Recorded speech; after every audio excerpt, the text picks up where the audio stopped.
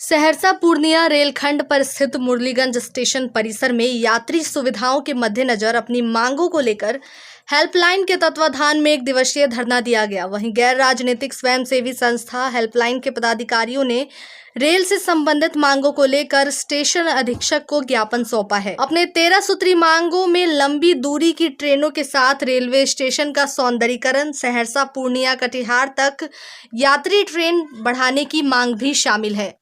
मांगों में सहरसा से कटिहार और पूर्णिया के बीच कम से कम 6 जोड़ी पैसेंजर ट्रेनों का परिचालन सुनिश्चित करें। समस्तीपुर डिवीजन द्वारा पूर्णिया कोट में वॉशिंग पिट और स्टेबलिंग लाइन जो 32 करोड़ 35 लाख की लागत से बनना है, 2018 से ही पेंडिंग है, उसे रेलवे बोर्ड द्वारा तुरंत अनुमोदित कर कार्य जल्दी से शुरू करने, पूर्णिया कोट बनमनकी मुरलीगंज के प्लेटफॉर्म ऊंचीकरण करने, पूर्णिया कोट स्टेशन को टर्मिनल बनाने, क्रू लॉबी की व्यवस्था और अन्य बुनियादी सुविधाओं की व्यवस्था की जाए जिससे यहां से ट्रेन चलाने में आसानी हो।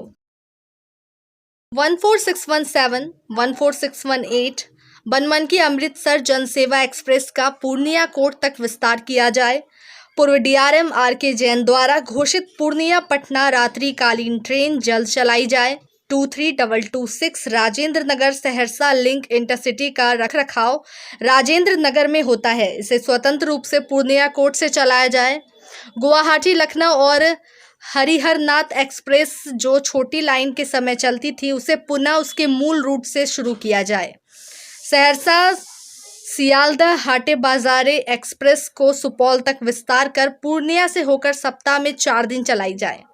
सहरसा में लोको रिवर्सल की समस्या दूर करने के लिए सहरसा में कारू खीरहर हाल्ट से 2 किलोमीटर रेलवे लाइन जो कि रेलवे की भूमि में बिछाई जानी है, जल्द कार्य प्रारंभ किया जाए। अमृतसर सहरसा गरीब रथ को पूर्णिया कोट तक विस्तार किया जाए। चंपारण हमसफर 1.5 साल से बंद है, इसे पुनः शुरू किया जाए व पूर्णिया से सहरसा होकर दिल्ली तक के लिए एक दैनिक सुपरफास्ट ट्रेन दी जाए। हाटे बाजारे और जानकी एक्सप्रेस का ठहराव पूर्णिया कोट और जानकी नगर में देने की मांग शामिल है। मौके पर विकासानंद, नव पार्षद बाबा दिनेश मिश्र, राजेश भूत, सूरज पंसारी, टिंकू चौधरी के अलावा कई लोग उपस्थित थे। तो यह है जो भारत सरकार के विरोध में जो बोलती है जो सबकी साथ सबके विकास, उसके विरोध में यह धरना है। क्योंकि हमारे यहाँ ना तो रेल है ना ही रोड है, और जिस भारत सरकार ने बोला है जो हमारी सरकारें 37 kilometre per day national highway बनाती है और रेलवे में जहाँ सुविधाएं की बात है, तो हमको लगता है जो वो कोरोना के नाम पे ब्लैकमेलिंग कर रही पब्लिकों के द्वारा, दोहन हो रहा है पब्लिकों का। कोरोना के नाम पे जीरो लगा के, नंबर के आगे जीरो लगा के कोरोना स्पेशल करके 29% वृद्धि कर दिया है टिकटों में। अगर आप पैसा लेते हैं तो मूलभूत सुविधाएं भी दीजिए। हमारे यहाँ पूर्व से कई पैसेंजर ट्रेनें कोरोना काल के पूर्व में कई ट्रेनें चलती थी जिसको कि कोरोना काल के समय बंद कर दिया गया। उपेक्षित मुरलीगंज सहरसा रेल लाइन पर हम लोग आज धरना पर बैठे हुए। लंबी दूरी की कोई भी ट्रेनें हम लोगों के रूट से नहीं चल रही हैं।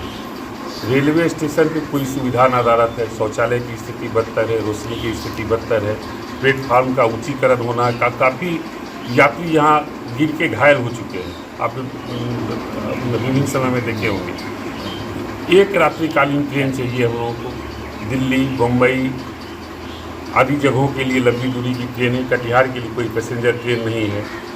यहाँ के जनप्रतिनिधि बिल्कुल उदासीन है। हम लोग रेलवे के विरुद्ध, अपने जनप्रतिनिधियों के विरुद्ध यहाँ पे अनशन पे बैठे हुए, धरना पे बैठे हुए। रेलवे परिसर में जो धरना का कार्यक्रम है, यहाँ सिर्फ धरना प्रदर्शन कार्यक्रम में हम लोगों के साथ सारे शहरवासी ही नहीं, आम जनों, पब्लिक और व्यवसाय संघ भी एक साथ हम लोग हैं और एकजुटता होकर हम लोग दर्शाना चाहते हैं इस सरकार को कि आपकी सरकार को हमने जिस मद से यहाँ के जनमानस ने वोट दिया, वो आप अपनी सरकार को डबल इंजन के सरकार बोलते हैं।